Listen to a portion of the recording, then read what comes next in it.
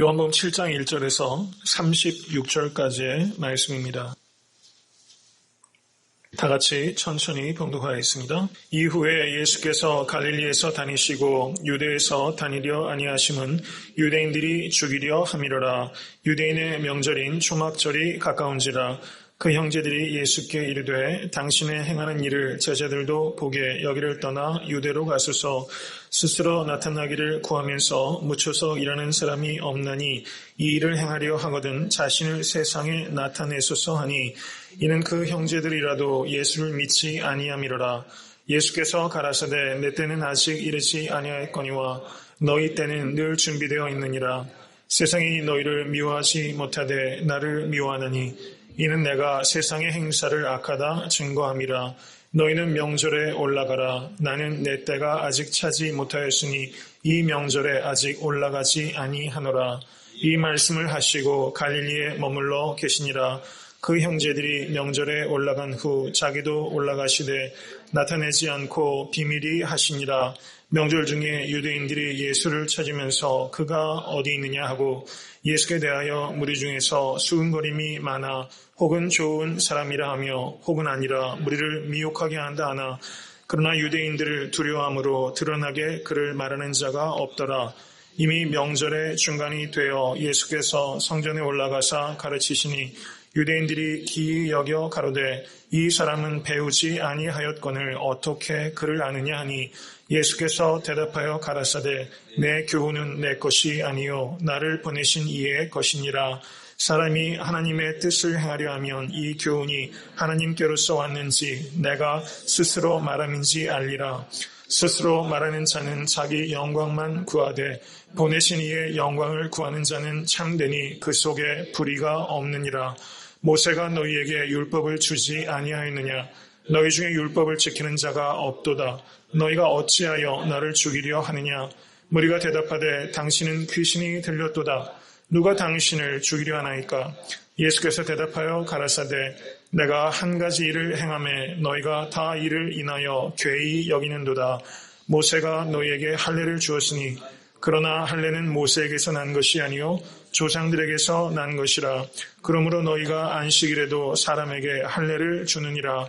모세의 율법을 폐하지 아니하려고 사람이 안식일에도 할례를 받는 일이 있거든 내가 안식일에 사람의 전신을 건전케 한 것으로 너희가 나를 노여워하느냐. 외모로 판단하지 말고 공의의 판단으로 판단하라 하시니라. 예루살렘 사람 중에서 혹이 말하되 이는 저희가 죽이고자 하는 그 사람이 아니냐. 보라 드러나게 말하되 저희가 아무 말도 아니하는도다. 당국자들은 이 사람을 참으로 그리스도인 줄 알았는가. 그러나 우리는 이 사람이 어디서 왔는지 아노라. 그리스도께서 오실 때에는 어디서 오시는지 아는 자가 없으리라 하는지라. 예수께서 성전에서 가르치시며 외쳐 가라사대 너희가 나를 알고 내가 어디서 온 것도 알거니와 내가 스스로 온 것이 아니로라. 나를 보내신 이는 참이시니 너희는 그를 알지 못하나 나는 아노니 이는 내가 그에게서 났고 그가 나를 보내셨음이니라 하신대. 저희가 예수를 잡고자 하나 손을 대는 자가 없으니 이는 그의 때가 아직 이르지 아니하였음이로라. 무리 중에 많은 사람이 예수를 믿고 말하되 그리스도께서 오실지라도 그 행하실 표적이 이 사람의 행한 것보다 더 많으리라 하니 예수께 대하여 무리에 수군거리는 것이 바리새인들에게 들린지라. 대제사장들과 바리새인들이 그를 잡으려고 하숙들을 보내니 예수께서 이르시되 내가 너희와 함께 조금 더 있다가 나를 보내신 이에게로 돌아가겠노라. 너희가 나를 찾아도 만나지 못할 터이요 나 있는 곳에 오지도 못하리라 하신대. 이에 유대인들이 서로 묻되 이 사람이 어디로 가기에 우리가 저를 만나지 못하리요. 헬라인 중에 흩어져 사는 자들에게로 가서 헬라인을 가르칠 터인가. 나를 찾아도 만나지 못할 터이요 나 있는 곳에 오지도 못하리라 한 이 말이 무슨 말이냐 하니라. 아멘. 7장은 이후에라는 말로 이제 긴 강론이 시작되고 있습니다. 이후에라는 이 표현은 앞에 요한복음에서도 여러 차례 나왔었습니다. 3장 22절에도 나왔었고요. 5장 1절, 6장 1절 등에도 나왔고 그리고 19장 28절에도 나타나게 됩니다. 그 이후에라는 이 단어는 트랜지셔널 프레이즈인 것입니다. 뭔가 새로운 주제가, 새로운 국면이 이제 벌어지고 있다는 것을 나타내고 있는 것이죠. 7장은 이 8장과 연결지어서 이해할 때 온전하게 이해가 됩니다. 7장과 8장은 오늘 본문에 보시면 초막절이 나타나고 있습니다. 7장 2절에 초막절이라는 유대인의 절기가 기록되고 있습니다. 7장 1절부터 7장 13절까지는 예수님에 대해서 예수님의 동생들까지 예수님의 정체성에 대해서 이해가 없고 오해를 합니다. 불신합니다. 그러다 예수님께서 개인적으로 따로 비밀히 예루살렘 성전에 올라가셔서 초막절에 동참하시게 되는 그 근황이 기록되어 있습니다. 그리고 7장 14절부터 7장 16절을 보시면 7장 14절에 이렇게 기록되어 있습니다. 이미 명절의 중간이 되어 예수께서 성전에 올라가사 가르치시니 초막절은 일주일간 진행되는 것입니다. 예수님께서 조용히 예루살렘 초막절에 가신 후에 초막절 중간 즈음에 사람들 앞에서 드러내놓고 가르치기 시작하신 것입니다. 그래서 7장 14절부터 7장 36절까지가 초막절 중간 어느 날에 주님께서 가르치신 그 가르침의 내용이 기록되어 있는 것입니다. 그리고 7장 37절을 보시면 명절 끝날 곧 큰 날에 예수께서 서서 외쳐 가라사대 누구든지 목마르거든 내게로 와서 마시라 주님께서 말씀하셨죠. 7장 37절부터는 명절 끝날 제일 마지막 날에 예수님께서 강론하신 가르침이죠. 그렇기 때문에 7장 1절부터 7장 13절은 7장과 8장의 초막절을 중심으로 한 예수 그리스도의 강론, 디스코스의 서론에 해당되는 부분입니다. 그리고 14절부터 36절까지는 초막절 중간에 있었던 일, 그리고 37절부터 8장 1절까지는 초막절 끝날에 주님의 가르침이십니다. 8장 2절을 한번 보시기 바랍니다. 8장 2절 다시 한번 읽겠습니다. 아침에 다시 성전으로 들어오시니 백성이 다 나오는지라 앉으사 저희를 가르치시더니 이렇게 기록하고 있죠. 초막절이 끝난 그 다음 날에 예수님께서 성전에 올라가셨을 때 이스라엘 백성들이 가늠한 여인을 현장에서 잡아왔습니다. 그 이야기가 8장 11절까지의 기록이고요. 그다음 8장 12절부터 마지막 절까지가 초막절 바로 다음 날 있었던 가르치심을 기록하고 있다는 것입니다. 그렇기 때문에 요한복음 7장과 8장은 내용적으로 굉장히 유사한 구절들이 많이 발견되고 있습니다. 그렇기 때문에 요한복음 7장을 읽으실 때는 8장을 이렇게 염두에 두면서 해석하실 때 그것이 바르게 읽힌다는 걸 말씀드릴 수 있는 것이죠. 그래서 오늘은 초막절 예수님의 강화의 서론격에 해당되는 7장 1절부터 13절 그리고 초막절 중간에 가르치셨던 14절부터 36절까지의 가르침에 대해서 오늘 말씀을 나누고자 하는 것입니다. 7장 1절은 이렇게 시작합니다. 예수님께서 갈릴리에서 다니시고 유대에서 다니려 아니하심은 유대인들이 죽이려 함이로라 이렇게 말하고 있죠. 예수님께서는 지금 갈릴리, 팔레스타인 북부 지방에 주로 계시면서 사역을 한동안 하셨습니다. 그리고 남부 팔레스타인으로 가지 않으신 이유는 남부 팔레스타인 예루살렘을 기점으로 하고 있는 것이죠. 거기에 있는 사람들이 예수님을 죽이고자 해서 굉장히 그 동향이 심상치 않았기 때문에 그 예수님께서 남부 팔레스타인으로 가시는 것을 그 사이에는 상당히 자제하셨다. 이걸 알 수 있다는 것입니다.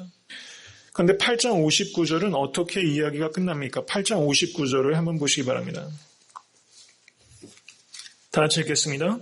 저희가 돌을 치려 하거늘 예수께서 숨어 성전에서 나가시니라.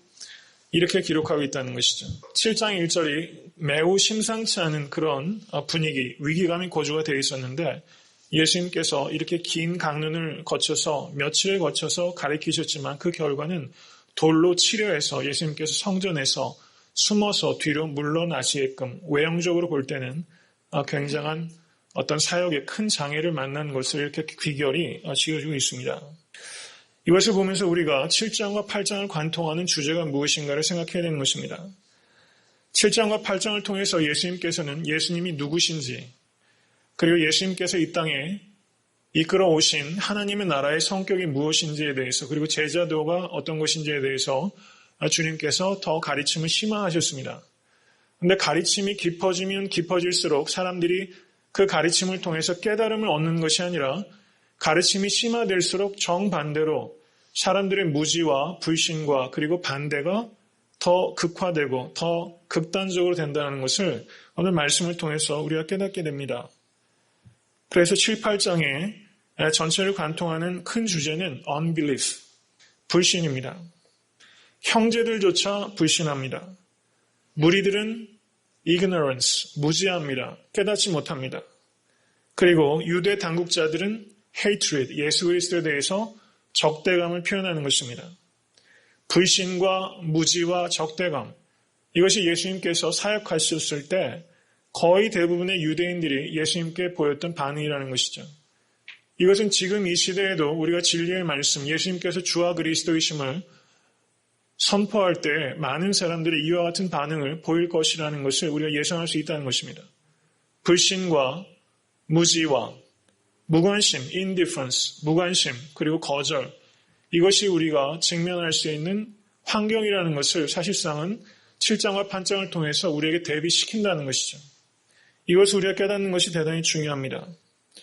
지난주에 말씀드렸던 것처럼 겉으로 보기에는 사역의 실패 같지만 이 모든 것들은 하나님의 큰 그림 안에서 한치의 오차도 없이 이루어져가는 하나님의 계획과 섭리라는 것을 우리가 깨달아야만 된다는 것이죠. 그래서 예수님께서는 지금 8장을 마무리하면서 돌을 사람을 치려고 할 때 물러나시지만 거기에는 우울한 기색이 없다는 것입니다. 그래서 성도님들의 개인의 삶과 또 애타한테 섬기는 교회가 이제 교회로서 이제 만 2돌 가까이 되는데요. 우리가 교회를 세워가는 일에도 우리가 크고 작은 어려움이 있지만 우리는 거기 앞에서 결코 우울한 기색으로 하는 것이 아니라는 것이죠. 우리가 하나님 뜻 가운데서 바른 방향으로 합심하여 기도하며 충성되게 가고 있느냐, 사실 그거를 우리가 집중할 수 있어야 한다는 것입니다. 하나님의 때에 하나님의 방법이 만나면 하나님의 영광이 나타나게 되는 것입니다. 이것을 믿으실 수 있게 되기를 간절히 축원합니다. 오늘 7장과 8장을 전체를 관통하는 큰 주제가 불신, unbelief, 그들의 불신이라면 이것을 통해서 우리가 생각해야 되는 것은 나의 믿음은 어떤 성격을 가지고 있는가라는 것입니다. 예수님께서 주시는 말씀을 직접 듣고 예수님의 손으로 행하시는 그 모든 권능을 경험한 사람들이 불신을 했는데 지금 이 시대, 아까 저희가 주님의 마음을 본받는 자 찬양할 때 주님의 음성도 들을 수가 없고 또 주님의 모습을 볼 수도 없는 그런 상황에서 우리가 보지 않고 믿는 믿음을 우리에게 주신 것 참 기적입니다. 우리의 믿음을 한번 이 7장과 8장의 말씀을 통해서 깊이 성찰할 수 있는 그런 겸손한 성찰, 그리고 아주 치열한 성찰이 여러분과 저에게 있을 수 있게 되기를 간절히 소원하는 마음으로 이 말씀을 증거합니다. 초막절이 어떤 절기인가에 대해서 먼저 이해하는 것이 본문이에 매우 중요합니다. 초막절에 대한 구약의 설명은 레위기 23장 34절에서 그 이하에 나타나고 있습니다. 초막절은 광야에서 40년 동안 하나님께서 이스라엘 백성을 인도해 주신 것에 대해서 감사하고 또 한편으로는 지금 출애굽이라는 것이 이스라엘 백성을 애굽으로부터의 해방이었단 말입니다.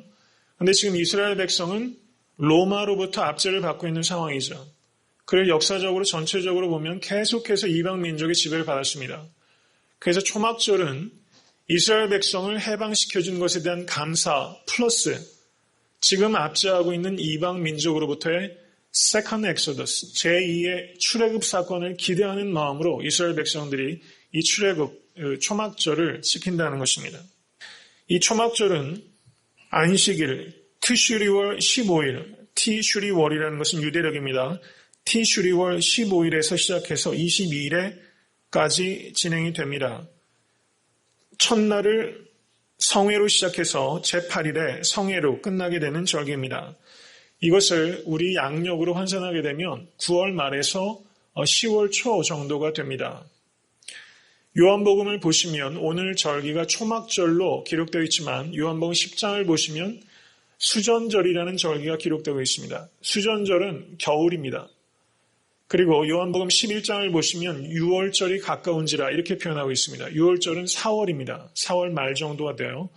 그래서 오늘 초막절이 9월 말에서 10월 초면 이제 6월절은 4월달이죠. 그러니까 이제 예수 그리스도의 마지막 6개월간의 여정을 기록하고 있다. 이렇게 볼 수 있다는 것이죠. 그래서 7장부터는 매우 그 톤이 긴박함이 좀 이렇게 감도는 그런 상황으로 그런 국면으로 들어가게 되는 것입니다. 이 초막절에는 지켜지는 몇 가지 전통이 있는데 그중에서 가장 대표적인 것은 초막절은 장막절이라고도 불렀습니다. 이스라엘 백성들이 나뭇가지, 무성한 나뭇가지로 조그마한 움막을 져서 임시거처를 만들어서 그곳에서 불편하게 생활을 하는 것입니다. 그래서 광야에서 조상들이 겪었을 그 고통, 그것을 지금 후대들이 경험을 하고 그래도 그런 상황들 속에서 이스라엘 백성들을 보존하여 주신 하나님의 크신 은혜를 피부로 한번 느껴보는 절기라는 것이죠. 상당히 의미가 있는 그런 절기입니다. 이것이 텐트를 쳐서 임시 야영을 하는 것이 초막절의 가장 특징이라고 할 수 있습니다.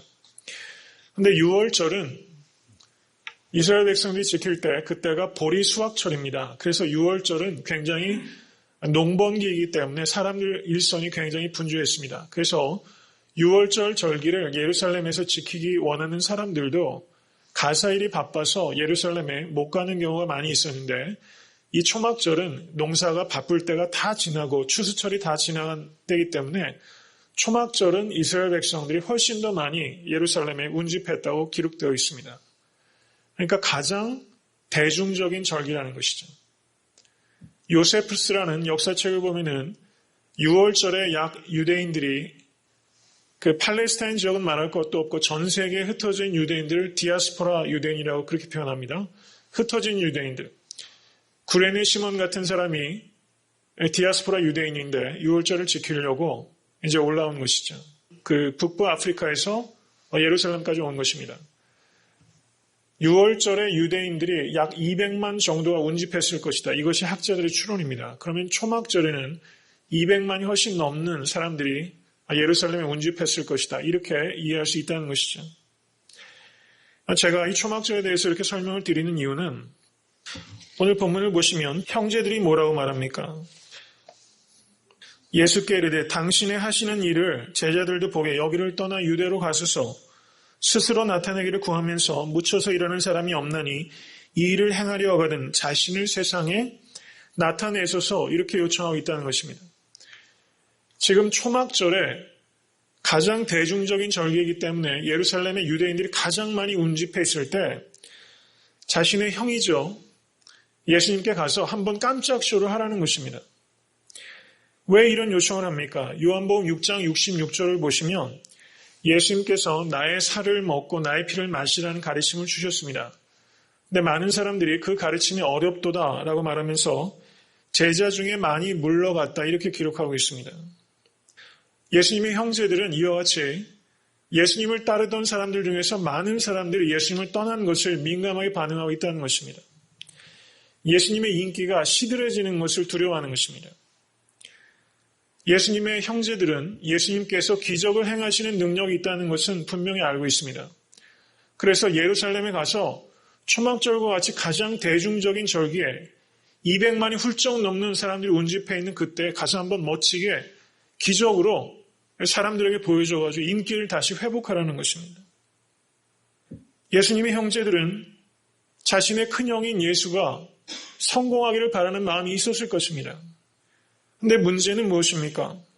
문제는 예수님의 형제들이 생각하는 성공의 의미와 그리고 그 성공의 방법이 예수님께서 생각하시는 것과 전혀 다르다는데 그 문제가 있다는 것이죠. 예수님의 형제들의 요구는 사실상은 광야에서 사단이 예수님을 유혹했던 두 번째 방법과 동일합니다. 사단은 어떻게 유혹합니까? 내가 만일 하나님의 아들이어든 뛰어내리라 기록하였으되 저가 너를 위하여 그 사자들을 명하시리니 저희가 손으로 너를 받들어 발이 돌에 부딪히지 않게 하리라. 사단은 예수님께서 하나님의 아들이시라는 것을 모르지 않습니다. 알고 있습니다. 그런데 예수님이 어떤 하나님의 아들이 되기를 원하는가? 기적을 행함으로 인해서 사람들의 이목과 인기를 끄는 방법으로 그러한 하나님의 아들이 되라고 사단은 유혹하고 있다는 것입니다. 기적을 통해서 인기를 끌고 인기에 영합하고 사람들의 환심을 사고 그러한 방식으로 하나님의 나라를 세워라. 이것이 사단의 유혹이라는 것입니다. 이것은 우리가 똑같은 유혹을 받는 것입니다. 예수님의 형제들은 예수님을 아끼는 마음도 있고 분명히 그리고 예수님의 성공을 바라는 마음도 있지만 예수님의 형제들이지만 예수님께서 정말 누구이신지 예수님이 정말 무엇을 위해서 이 땅에 오셨는지에 대해서 저들은 전혀 무지하다는 것입니다. 이들이 예수님의 성공을 바란 이유는 과시욕이 있었기 때문일 것입니다. 내 형이 이런 사람이다. 혹은 제자들처럼 예수님께서 예루살렘에서 왕으로 등극이라도 하시는 날에는 거기에 부수적인 이익을 자신들이 나눠 가질 수 있을 것에 대해서 헛된 환상을 가지고 있었을지도 모릅니다. 여하튼 이 형제들이 예수님께서 예루살렘에 가셔서 사람들 앞에 나타나라고 한 그 요구는 대단히 자기중심적이고 이기적이고 그리고 여러 가지 이익을 세만 결과라는 것을 알 수 있다는 것이죠.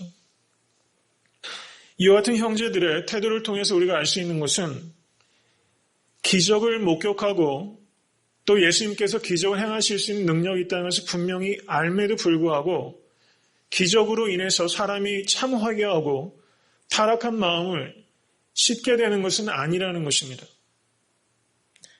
어떤 의미에서는 보여지는 물질 세계의 변화보다 보이지 않는 마음의 변화가 훨씬 어렵다는 것을 오늘 예수님의 형제들을 통해서 깨닫게 된다는 것이죠.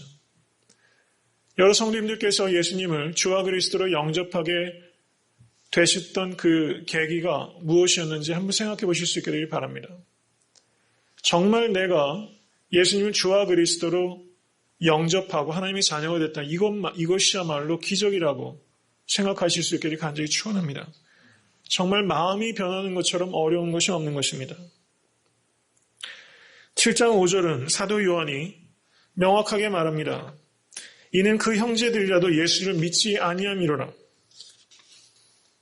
그런데 어떻습니까? 예수님의 형제들 중에서 고린도전서 15장 7절을 보시면 그 야고보에게 부활하신 주님께서 나타나셨습니다. 사도행전 1장 14절을 보시면 마가의 다락방에서 기도할 때 예수님의 어머니 마리아와 예수님의 아우들도 합심해서 기도했다고 기록하고 있습니다. 그리고 야고보는 예루살렘 교회의 수장이 됩니다. 그리고 예수님의 형제 야고보는 야고보서를 기록하는 성경 기자가 됩니다. 그리고 신약 성경의 유다서는 바로 예수님의 또 다른 형제가 기록한 것이죠.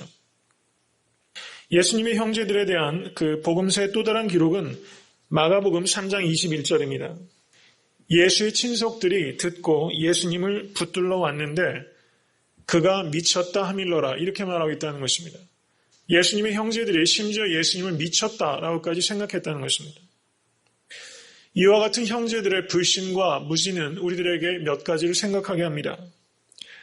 그것은 우리들이 예수님을 믿을 때 예수님이 그러하셨던 것처럼 가장 가까운 형제, 자매, 남편, 아내로부터 우리가 이해받지 못하고 심지어 미쳤다고 손가락질을 받을 수도 있다는 것을 감수하라는 뜻입니다.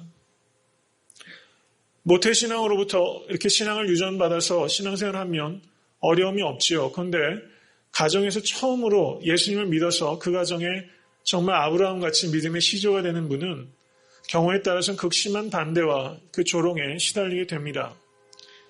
예수님 당시에 이 요한 공동체 혹은 마가 공동체 초대교회 교인들은 예수님을 믿었다는 이유 때문에 유대교회에서 출교당하고 가족들로부터 완전히 버림받은 사람들이 많이 있었다는 것입니다. 그래서 오늘 본문에서 예수님의 형제들이 예수님을 믿지 않았다라는 이와 같은 본문들을 통해서 그들은 굉장한 위로를 받았을 것입니다. 만약에 성도님들 가운데 예수님을 믿었다는 그 이유 때문에 알게 모르게 어떤 오해와 또 불신과 핍박을 받고 계시다면 그것은 당연한 것이다 라는 것을 생각하시고 마음을 견고하게 하실 수 있게 되기를 바랍니다. 만약에 믿지 않는 형제 자매들에게 예수님을 증거하시다가 이런 상황에 직면하시면 그럴 수 있다는 것을 생각하셔야 된다는 것입니다. 그러나 또 하나 굿뉴스는 무엇입니까? 이렇게 예수님에 대해서 불신하고 예수님을 미쳤다고 하셨던 형제들이 나중에 모두 부활의 주님을 만나서 교회의 수장이 되고 야고보서와 유다서를 쓸 수 있게끔 쓰임받았다는 것입니다. 예수님께서 십자가에 달리셨을 때 예수님의 형제들은 거기에 있지 않았습니다. 사도 요한에게 외사촌일 가능성이 많다고 제가 말씀드렸죠. 외사촌인 사도 요한에게 어머니를 의탁한 것으로 봤을 때 예수님께서 십자가에 달리시는 그 순간까지도 예수님의 형제들은 예수님을 믿지 않았습니다. 그렇지만 그들이 부활의 주님을 만나고 성령을 체험하니까 하나님의 큰 도구로 쓰임받았다는 것은 우리가 한 사람의 끝을 우리가 섣불리 예단하는 것은 대단히 무례하고 경솔한 행동이라는 것을 우리가 깨달아야 되는 것입니다. 성도님들 가족들 가운데 아직까지 믿지 않는 누군가가 계시고 혹은 교회에서도 성도님들끼리 보실 때 저분은 왜 이렇게 미숙하고 더딘가 이렇게 안타까움이 드는 그런 대상이 있을 수 있죠. 그렇지만 그 끝은 우리가 예단할 수 없다는 것입니다. 부활의 주님을 만나고 그 성령께서 임하시면 어떻게 쓰임받을지 모른다는 것을 우리가 생각하고 우리는 다만 그 믿지 않는 형제, 연약한 형제들을 위해서 더욱더 기도하는데 여러분과 제가 힘쓰실 수 있게 되기를 간절히 소원합니다. 7장 6절을 보시기 바랍니다. 내 때는 아직 이르지 아니하였거니와 주님께서 그렇게 말씀하고 계세요. 예수님은 사람들이 이해하기 어려운 동기와 사람들이 이해하기 어려운 시간표에 따라서 사역을 하신다는 것입니다. 사랑하는 성도님들의 삶을 이끌어 가시는 모티베이션, 동기와 그 타임테이블, 시간표는 어떤지를 우리가 되돌아봐야 되는 것입니다. 여기에서 우리가 해결하기 어려운 문제는 아마 성도님들께서도 그런 질문을 가지셨을 것이다 생각이 되는데요. 예수님께서 형제들에게 올라가지 않겠다 말씀하신 후에 또 올라가셨거든요. 그러니까 이것이 어떻게 조화될 것인가 이것 때문에 조금 고민하는 분들이 계셨을 거다 생각이 되고 학자들도 이 문제를 풀려고 생각을 많이 합니다. 근데 저는 여러 학자들 간의 그 의견들 중에서 그래도 제일 신빙성 있게 느껴지는 것은 예수님께서 결국은 혼자 올라가셨죠. 그런데 7장 10절을 보시기 바랍니다. 그 형제들이 명절에 올라간 후 자기도 올라가시되 나타내지 않고 비밀히 하시니라 이렇게 말씀하셨다는 거예요. 예수님께서는 형제들이 원하는 방식대로, 형제들이 원하는 방식은 무엇입니까? 기적을 통해서 한 번에 사람들의 이목을 집중하라는 것이죠. 인기를 얻어서 사람들로부터 그런 인기와 그런 환호에 영합하라 이런 요구였죠.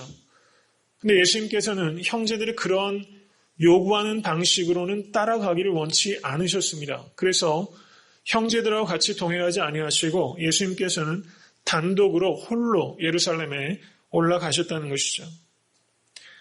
그래서 이것은 예수님께서 예루살렘으로 올라가는 그 여정 자체를 거절하신 것이 아니라 예루살렘으로 가자고 하는 형제들이 요구하는 방식으로는 예수님께서 올라가실 수 없다는 것을 분명히 밝힌 것이고 예수님께서는 하나님의 때, 하나님의 방법으로는 예루살렘 행을 하신다는 것이죠. 이것을 정확하게 구분하는 일이 대단히 중요한 것입니다. 우리가 사실 여러 가지 일들을 행할 때도 결과적으로 볼 때는 똑같아 보이는 일들이 많이 있죠. 섬기고 봉사하고 사랑하는 일도 그렇습니다. 그렇지만 그 내면의 동기를 보면 굉장히 다르다는 것이죠. 우리가 겉으로 드러나는 양상만 볼 것이 아니라 거기까지 가게 된 과정도 이렇게 살펴보는 것이 대단히 중요하다는 것을 오늘 본문을 통해서 알 수 있다는 것입니다. 예수님의 형제들은 인기를 얻기 위해서 가르치시고 기적을 행하라고 요청한 것입니다. 근데 예수님께서는 인기를 얻기 위해서 예루살렘에 올라가신 것이 아니라 진리를 선포하시기 위해서 예루살렘에 올라가셨습니다. 그리고 진리를 선포한 결과는 어떤 것이었습니까? 인기를 얻는 것이 아니라 대중적인 인기로부터 더 멀어진 것이었습니다. 돌로 치려고 함을 예수님께서 당하셨다는 것이죠. 이것은 우리에게 매우 중요한 질문을 던집니다. 목회자에게는 특별히 더 중요한 질문을 던진다고 생각이 됩니다. 우리는 사역을 인기를 위해서 하는가 아니면 진리를 위해서 하고 있는가라는 매우 의미 있고 중요한 질문을 하고 있다는 것이죠. 확실히 우리의 경험은 이렇게 말합니다. 우리가 진리를 선포하면 선포할수록 인기로부터 멀어질 가능성이 훨씬 많다는 것입니다. 그건 분명히 그렇습니다. 세상에서 바른 말하는 사람이 사람 주변에 많이 있는 경우 별로 없어요. 모든 곳이 그렇습니다. 진리를 선포하면 꼭 인기와 반비례로 간다 이렇게까지는 얘기할 수는 없지만 진리를 선포한다는 것은 인기를 어느 정도 포기하는 길이라는 것을 우리가 감수할 수 있다는 것이죠. 저는 개인적으로 이 말씀을 저에게 적용을 해보면 제가 갈 길은 분명히 진리를 선포하고 진리를 따르는 길입니다. 그리고 성도님들께서 정말 미국 땅에서 이 개척교회를 섬기시는 그 이유도 저는 진리를 선포하고 진리를 따르는 교회를 통해서 여러분들께서 헌신하고자 하는 마음이 있기 때문에 그 마음 하나 때문에 저는 여러분들이 이 자리에 함께 있다고 생각이 됩니다. 인기가 아니라 진리를 따르는 그런 여러 성도님들의 사역이 되실 수 있게 되기를 주님의 이름으로 간절히 축원합니다. 인기를 통해서 얻는 기쁨은 거짓입니다.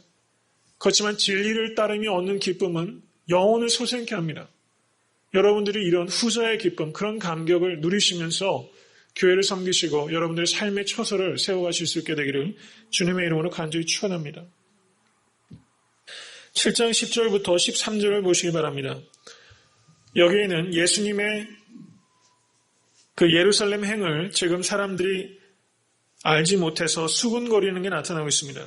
7장 11절을 보시기 바랍니다. 그가 어디 있느냐? 예수님의 로케이션을 묻고 있어요. 12절 보시기 바랍니다. 사람들이 수군거리면서 좋은 사람이라 예수님을 굿맨 이렇게 말하고 있다는 거예요. 이게 얼마나 부적절한 말입니까? 그리고 어떤 사람은 무리를 미혹해야 한다 이렇게 말하고 있어요. 그러나 유대인들을 두려워함으로 드러나게 말을 하는 자가 없다 이렇게 말하고 있습니다. 사람들의 여러 가지 예수 그리스도에 대한 반응들을 표현하고 있는데 이 모든 것들이 하나같이 다 부적절하다는 것입니다. 예수님이 얼마나 고독하셨을까를 우리가 생각해야 된다는 것이죠. 형제들로부터 불신, 모든 사람들은 기껏해서 가장 좋은 게 좋은 사람이라는 것이죠. 이런 상황입니다.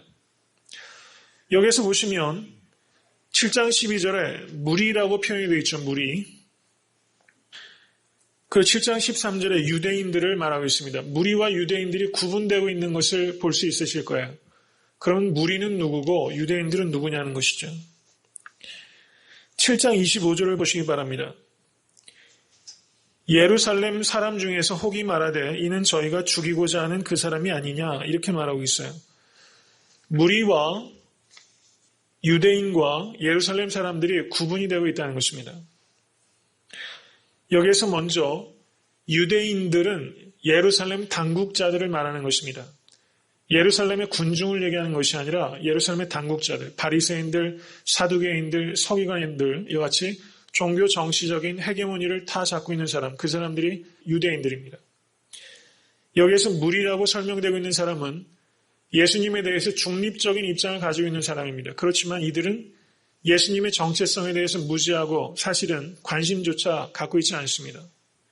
뉴트럴하지만 상당히 네거티브한 사람들이 무리입니다. 그런데 7장 25절을 보시면 예루살렘 사람들이라고 말하고 있죠. 이 사람들은 예루살렘 거주민들을 말하는 것입니다.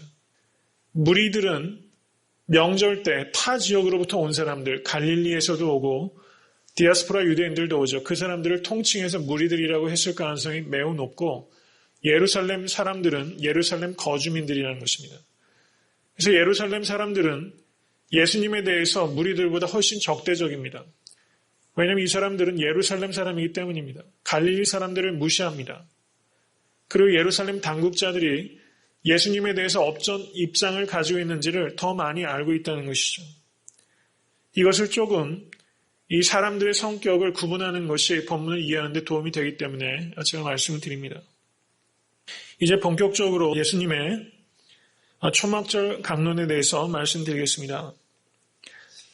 7장 14절을 보시기 바랍니다. 예수님께서 명절 중간이 돼서 성전에 올라가서 가르치셨습니다. 이것은 아마도 솔로몬 행각일 것입니다. 유대인들의 반응은 기이히 여겼다는 것입니다. 기이히 여기는 반응은 가르침에 대한 긍정적인 반응이 결코 아니라는 것입니다. 여러분들께서 새로운 가르침을 들으실 때 한번 곰곰이 생각해 보시기 바랍니다. 그 가르침이 진리인가 비진리인가 라는 관점에서 보십니까? 아니면 이것이 나에게 이익이 되는가 불이익이 되는가 그런 관점에서 들으시게 됩니까? 전자일 가능성이 많으세요? 후자일 가능성이 많으세요? 전자세요? 대단하신데요. 진리인가 비진리인가 이것을 따르는 사람은 사실상은 많지 않다는 것이고요. 사실상은 저 사람이 내 편인가 상대편인가 사실은 그쪽에 주안점이 가게 되는 것이 우리 악한 본성입니다. 여러분 나사로가 죽은 자 가운데서 일어났을 때 사두개인들이 나사로를 어떻게 하려고 했죠? 죽이려고 했죠. 나사로가 죽었다 산 것을 압니다. 그런데 사두개인들은 부활을 믿지 않습니다. 그래서 자신의 입장을 반대되는 얘기 때문에 나사로를 죽여서 진리를 목졸라 질식시키려고 하지. 여러분 내 이익을 진리와 내 이익이 서로 상충할 때 진리 때문에 내 이익을 희생시킬 수 있는 사람은 대단히 드물다는 것을 우리가 생각해야 되는 것입니다. 만약에 성도님들이 그렇지 않으시다면 대단한 분이십니다. 오늘 말씀을 통해서 우리가 생각해야 되는 것은 진리는 내가 그 진리의 말씀을 듣고서 변화하고자 하는 의지가 있을 때만 의미가 있다는 것입니다. 내가 변하려고 하는 의지가 전혀 없이 진리를 듣는다는 것은 아무 의미가 없다는 것입니다. 결국은 공허해지죠. 더. 여러분 잘 배워집니까? 설교 말씀을 들으시면 자꾸 배워지는 게 늘어나시나요? 공부를 해도요. 요즘은 책을 읽어도 책 딱 덮으면 조금만 지나면 금방 또 잊어버리고 지식도 증진되기가 참 어렵다. 이런 생각이 들더라고요. 각고의 노력이 없으면 지식도 증진되기 어려운데 어떻게 진리를 받아들일 뿐만 아니라 그 진리로 나를 변화시킬 수 있을까? 이것은 참 쉽지 않은 일이다.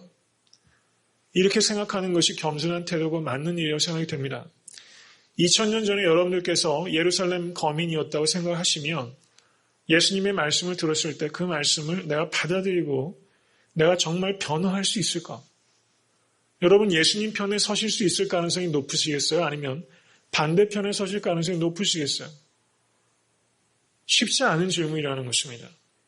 이것은 동일한 질문을 우리에게 던집니다. 우리는 진리의 편에 설 수 있나? 아니면 이익의 편에 서는 것인가? 이것은 한번 우리가 냉정하게 한번 되돌아봐야 되는 것입니다. 이것은 굉장히 심각한 문제입니다.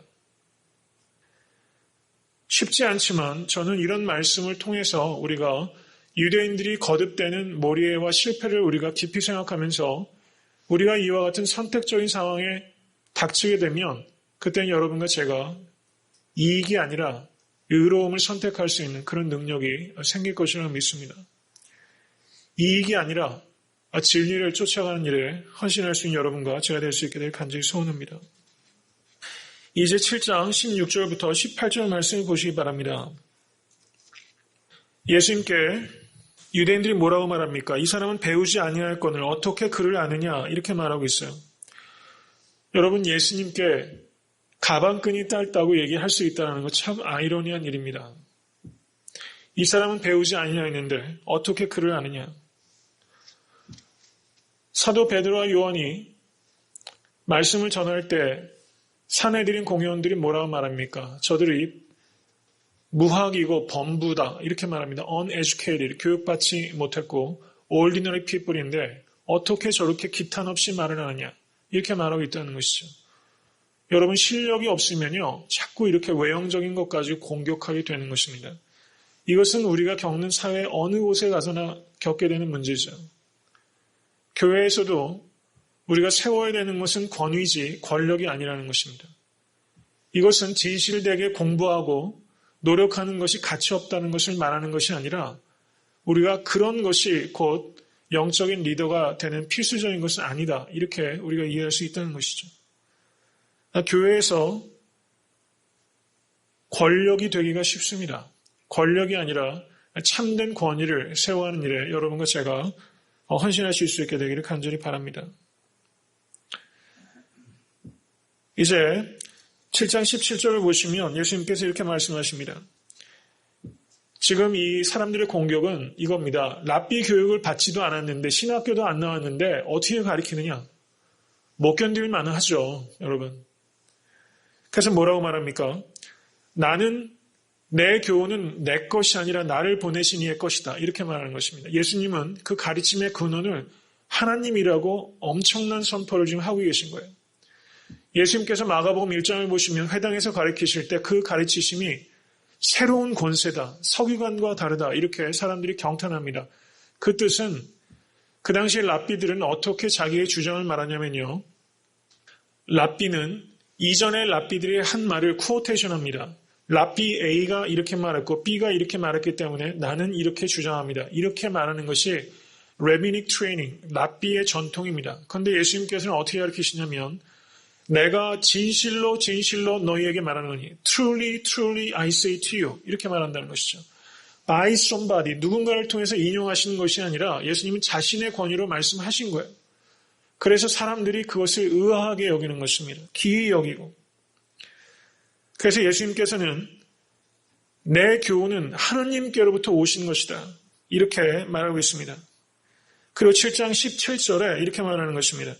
사람이 하나님의 뜻을 행하려 하면 이 교훈이 하나님께로서 왔는지 내가 스스로 말함인지 알리라 이렇게 말했다는 것입니다. 하나님의 진리는 오직 하나님의 말씀으로만 입증이 되는 것입니다.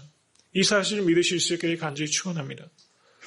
여러분, 하나님께서 천지를 말씀으로 창조하셨습니다. 믿으십니까? 예수님께서는 이 땅에 오실 때 동정녀를 통해서 성령으로 잉태되셔서 출생하셨습니다. 믿으십니까? 예수님께서는 죽으신 지 3일 만에 하나님께서 죽은 자 가운데서 일으키셨습니다. 믿으십니까? 이런 일들은 증명할 수 없다는 것입니다. 증명한다는 것은 한 사건을 또 다른 예를 통해서 증명하는 것이죠. 이러이러한 예들이 있다는 것입니다. 그런데 이와 같은 일들은 유일무이한 사건입니다. 다른 것으로 증명할 수 없다는 것입니다. 예수님께서는 지금 당신이 하나님으로부터 보냄을 받았고 당신이 말하는 가르침이 하나님께로부터 온 것이라는 것을 증명하라. 이러한 요청을 지금 받고 있다는 것입니다. 근데 예수님께서는 증명할 수 없다. 하나님의 말씀이 내가 전하는 말씀이 참이라는 것을 다른 예를 통해서 증명한다면 그것이 더 우월한 것이 되기 때문이다. 이렇게 말씀하시는 거라는 것입니다. 오직 말씀은 말씀을 통해서만 증명이 되는 것이고 그것이 진리인가 아닌가를 여부를 알 수 있는 것은 우리들이 순종하려고 할 때 그 말씀이 진리라는 것을 깨닫게 되는 것입니다. 우리가 말씀을 통해서 순종하려고 하면 할수록 하나님께서 창조주시라는 것을 깨닫게 됩니다. 말씀을 통해서 내가 순종하려고 하면 할수록 예수님께서 정말 부활하셨다는 것을 깨닫게 된다는 것입니다. 주님께서는 그걸 말씀하신 거랍니다. 진리의 시금석은 무엇인가? 오베이런스, 순종이라는 것입니다. 이것을 우리가 받아들이는 것이 믿음입니다. 이걸 받아들였기 때문에 여러분과 제가 이 자리에 있는 것입니다. 이제 7장 19절에서 20절을 보시기 바랍니다. 모세가 너희에게 율법을 주지 아니하였느냐? 너희 중에 율법을 지키는 자가 없도다. 너희가 어찌하여 나를 죽이려 하느냐? 이렇게 말하면서 예수님께서 율법을 말씀하셨어요. 지금 여기에서 논리는 이런 겁니다. 예수님께서 지금 말씀하신 게 진리 여부를 알 수 있는 것은 순종을 하려고 할 때만 알 수 있다. 이걸 말씀하신 거죠. 그러면 유대인들의 반론은 뭐냐면 그렇게 말하는 당신이 모세 율법을 어기지 않습니까? 왜 안식일에 사람을 고칩니까? 예수님께서 요한복음 5장을 보시면 38년 된 병자를 안식일에 고치셨죠. 그래서 사람들이 핍박하고 죽이려 했습니다. 그래서 지금 예수님의 말씀에 대해서 사람들이 논박하는 겁니다. 순종을 할 때 당신이 하나님으로부터 온 자라는 것을 알 수 있다고 말 잘했습니다. 그런데 당신이 모세율법을 어기지 않았습니까? 당신이 순종하지 않고 있는데요. 어떻게 이것을 이야기하겠습니까? 이렇게 지금 반문하고 있다는 것입니다. 그래서 예수님은 지금 이렇게 말씀하고 있는 것입니다. 너희가 어찌하여 나를 죽이려 하느냐? 이것은 십계명에 살인하지 말라라는 말씀을 너희가 어기고 있다라고 말씀하고 있는 것이죠. 그랬더니 사람들이 뭐라고 합니까? 당신이 귀신이 들렸도다. 사람의 무지가 계속 심화가 돼서 예수님이 귀신 들렸다 이렇게까지 말하고 있죠. 그리고 뒤에 보면은 예수님께서 안식일을 얘기하십니다. 너희가 안식일에도 할례를 받는 일이 있거든 내가 안식일에 사람의 전신을 건전케 한 것으로 너희가 나를 노여워하느냐 이렇게 말씀하셨어요. 요한복음 5장에서 38년 된 병자를 안식일에 고친 것을 문제 삼고 있는 것입니다. 그것을 통해서 당신이 모세법을 순종하지 않으면서 그렇게 얘기를 할 수 없죠. 이렇게 말한 것에 대해서 예수님께서 반박하신 것입니다. 할례라는 것이 신체의 일부에 가해지는 행위입니다. 신체의 일부에 어린아이에게 할례를 해서 그 어린아이가 온전케 되는 것이 할례입니다. 신체의 일부를 손을 대서 온전케 하는 것이 허락되는데 전신을 온전케 하는 일이 왜 안식일에 허락될 수 없느냐? 예수님께서 그렇게 논박하신 거예요. 할례도 허락된다면 38년 된 병자를 고치는 일은 마땅히 허락돼야 되지 않느냐? 예수님께서 그렇게 아주 주도 면밀하게 논리적으로 이 유대인들의 생각을 완전히 깨부신 겁니다.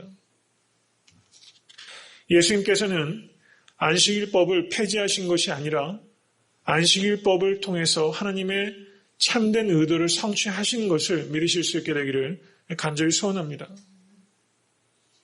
하버드 대학 아시죠? 가보셨습니까? 하버드 대학에 가면요. 하버드 대학 여러 게이트가 있습니다. 근데 어느 한 게이트에 이런 글귀가 있다는 거예요. 사람을 외모로 판단하지 말라. 오늘 주님께서는 7장 24절 이렇게 마치십니다. 외모로 판단하지 말고 공의의 판단으로 판단하라. 하버드 대학교도 옛날에 사실은 디빈티 스쿨로 시작한 학교입니다. 신학교로 시작한 학교예요. 요즘은 참 많이 바뀌었죠. 그런데 그 게이트에 사람을 외모로 판단하지 말라는 글귀가 있는데 그 사연이 참 의미가 있습니다.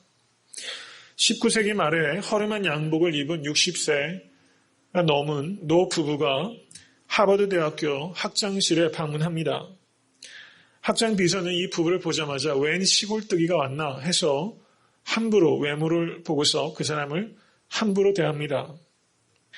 그런데 학장님을 꼭 뵙고 가야 되겠다 하도 강력하게 주장하다 보니까 내쫓지 못하고 기다리게 했고 드디어 학장을 만나게 됩니다.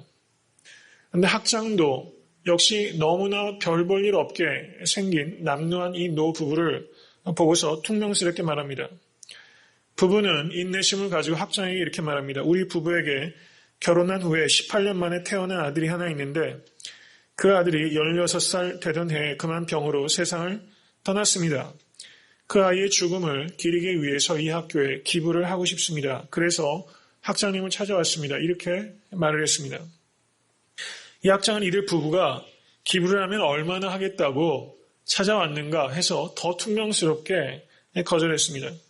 근데 문제는 이들 부부가 엄청난 부자였다는 것입니다. 미국 대륙 횡단 철도 건설을 통해서 엄청난 부자가 되었는데 너무 일에만 과중하게 쫓기다가 건강이 많이 악화돼서 모처럼 만에 자녀들을 이끌고 유럽 여행을 가다가 18년 만에 얻은 아들이 16살밖에 안 됐는데 여행길에 죽게 됩니다. 죽은 날짜가 1884년 3월 13일입니다. 그때 세상을 떠났습니다. 그래서 이 아이를 기르기 위해서 그간 자신들이 벌어놓았던 거의 모든 재산을 학교에 기증하자 아이가 대학 갈 나이가 되었으니 그 죽음을 그렇게 기리고자 하는 숭고한 뜻이 있었습니다. 그런데 하버드 대학교 학장이 이들을 귀찮게 여기고 함부로 되었던 것이죠. 그래서 이 노 부부가 마음을 바꿔먹어서 차라리 내가 대학을 세우자. 그래서 세운 대학이 서부에 있는 명문 대학인데 그 대학이 어딘지 아시겠어요? 스탠포드 대학입니다. 아마 좀 들으신 적이 있으실 거라 생각이 들어요. 저도 이렇게까지 자세하게는 몰랐어요. 이 남편의 이름이 릴랜드 스탠포드고 와이프의 이름은 제인 스탠포드입니다. 허름한 옷을 입고 온 사람 박대했다가 하버드 대학교가 큰 코 다쳤죠. 그래도 하버드 대학교가 괜찮은 학교라는 거는 앞에 게이트에 사람을 외모로 판단하지 말라. 또 다른 기부자가 가야 될 텐데 자기 반성이 된다는 거죠. 하버드 대학. 그래서 명망을 유지하고 있지 않나 이런 생각이 듭니다. 부끄러운 일이죠. 근데 그 부끄러움을 가리지 않고 드러내지 않습니까? 요한복음 7장 5절도 그 형제라도 믿지 않는다. 사도 요한이 요한복음을 쓸 땐 100년입니다. 이때는 예수님의 형제 야고보가 예루살렘 수장으로서 이미 활동을 하고 또 순교한 그런 시점일 겁니다. 그런데 어때요? 사람을 미워하지 않는다는 겁니다. 있는 그대로 드러내는 것이죠. 여러분은 사람을 볼 때 어떤 관점에서 보고 있습니까? 사람의 외모를 판단하지 말라. 말은 쉬운데 실제 그것을 실천한다 생각하면 한없이 어려운 것입니다. 거의 대부분 실패한다고 생각합니다. 저도 이것에 대해서 자신이 없습니다. 되는 부분이 있고 안 되는 부분이 있는 것이죠. 근데 결정적일 때 안 되기 때문에 문제입니다. 그럼 왜 안 되나? 그걸 생각해 보면 내가 나를 보는 관점이 외모로 본다는 것입니다. 전 그렇게 묵상이 됩니다. 나를 볼 때 외모를 준비하고, 외모라는 것은 무엇입니까? 내 소유, 겉으로 드러나는 것, 표면적인 것, 사람들이 인정해 주는 것, 그것을 내 힘이라 생각하고 그렇게 하기 때문에 나를 보는 관점이 외모라는 기준에서 판단하기 때문에 다른 사람 역시 외모로 기준에서 판단할 수밖에 없겠다. 정말 그렇지 않습니까? 여러분을 보실 때 어떠한 관점에서 보십니까? 하나님께서 우리를 보시는 눈은 긍휼과 의입니다. Mercy and righteousness. 여러분 팔복을 보시면 의에 줄이고 목마른 자가 복이 있다고 말합니다. 그리고 그 다음 복이 뭐냐면요. 긍휼히 여기는 자가 복이 있다. 이렇게 말씀하고 있어요. 이 두 가지 복이 연이어 있다는 겁니다. 이것은 매우 의미가 있는 것입니다. 우리가 추구하는 righteousness는 반드시 merciful 해야 된다는 것입니다. 의로움은 긍휼과 같이 가야 되고 긍휼은 반드시 의로움과 같이 가야 된다는 것입니다. 십자가는 하나님의 righteousness와 하나님의 mercy 이 두 가지가 통합된 자리입니다. 성숙한 그리스도인은 이 두 가지를 통합시켜가는 사람입니다. 이러한 관점, 이건 굉장히 어렵죠. 이 두 가지는 같이 가기가 굉장히 어려운 것입니다. 그래서 고통스럽습니다. 근데 이러한 관점을 밸런스를 가지고 지켜가는 사람, 그 사람이야말로 정말 리더라는 것이죠. 긍휼함도 있고 의로움도 세우는 그런 공동체. 예수님께서 지금 엄청난 가르침을 주셨는데 7장 25절에서 27절을 보시면 사람들의 몰이해가 계속적으로 심화가 됩니다. 예루살렘 사람 중에서 말합니다. 혹이 말하되 이는 저희가 죽이고자 하는 그 사람이 아니냐. 이게 무슨 말이냐면요. 예루살렘 거민들은 거주민입니다. 예루살렘 당국자들이 예수님을 죽이려고 한다는 걸 알고 있는데 왜 안 죽일까? 이겁니다. 그러면 저들이 사내들인 공연히 마음이 바뀌어서 예수님이 그리스도라고 생각을 하는 것일까? 이런 생각을 하기 시작했다는 것입니다. 그런데 7장 27절을 보시면 그러나 우리는 이 사람이 어디서 온 줄 안다. 나사렛 사람 아니냐? 갈릴리 사람 아니냐? 결코 그리스도일 수 없다. 이렇게 말하고 있다는 것이죠. 그런데 예수님께서 뭐라고 말씀하십니까? 7장 28절 보시기 바랍니다. 다 같이 한번 28절 29절 읽겠습니다. 예수께서 성전에서 가르치시며 외쳐 가라사대 너희가 나를 알고 내가 어디서 온 것도 알거니와 내가 스스로 온 것이 아니로라. 나를 보내신 이는 참이시니 너희는 그를 알지 못하나 나는 아노니 이는 내가 그에게서 났고 그가 나를 보내셨음이니라 하신대. 여기 보세요. 너희가 나를 알고 내가 어디서 온 것도 알거니와 내가 갈릴리 나사렛 출신이라는 것 잘 안다. 인정하셨어요. 그런데 뭐라고 말합니까? 거기까지는 인정하신 거야. 너희가 나를 표면적인 것은 안다. 내가 어디 출신인 것을 안다. 그러나 너희들이 모른다. 내가 스스로 온 것이 아니다. 나를 보내신 이는 참이시니 너희가 그를 알지 못한다. 그러나 나는 안다. 너희가 아는 것은 피상적인 것이다. 실제는 모르는 것이다. 그걸 얘기하고 계신 거예요. 여러분, 우리가 뭘 알고 있는지를 봐야 되는 것입니다. 이거를 두려워할 때 우리가 참된 지식에 다가갈 수 있는 것입니다. 근원적인 지식은 없다는 거예요. 너희들은 기껏해야 피상적인 지식밖에 없다. 그러자 이제 예수님께서 너희가 그를 알지 못한다. 굉장히 단도직입적으로 아프게 공격하셨어요. 근데 7장 30절 이하를 보시면 사람들이 예수님을 잡고자 하나 손을 대지 못한다. 이는 그의 때가 아직 이르지 아니하였음이라. 이렇게 말합니다. 그리고 계속적으로 사람들이 수군거립니다. 그러자 32절을 보시면 대제사장들과 바리새인들이 이제 공식적인 행동을 하기 시작해요. 예수님을 잡아서 법정으로 끌고 가려고 하는 액션을 취합니다.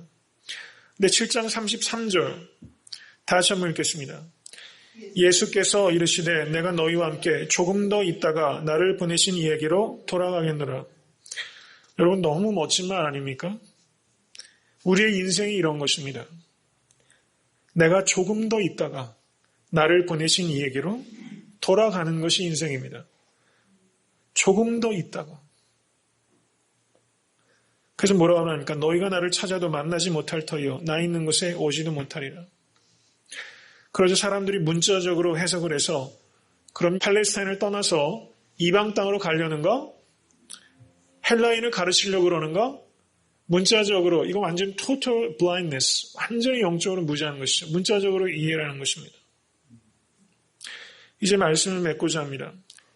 초막절이라는 절기는 텐트를 치고서 임시로 야영하는 것입니다. 잠시 그곳에 거하는 것입니다. 여러분 이 땅에서 여러분과 제가 살아가는 것은 초막절입니다. 우리가 잠시 이 땅에서 야영하는 것입니다.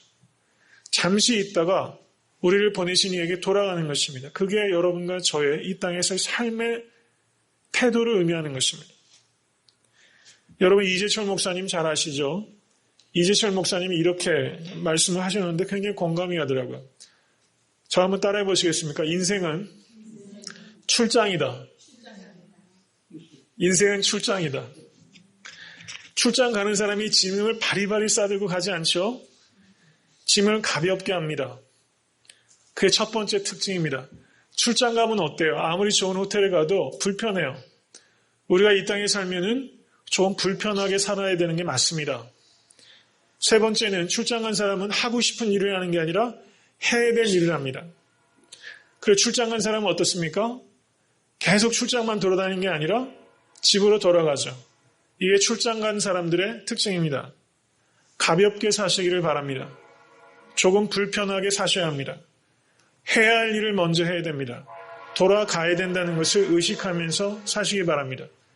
예수님처럼 조금 더 있다가 여러분들을 보내신 하나님 품으로 우리는 돌아갑니다. 이것을 의식하면서 살아가는 것이 참된 성도의 태도라고 할 수 있습니다.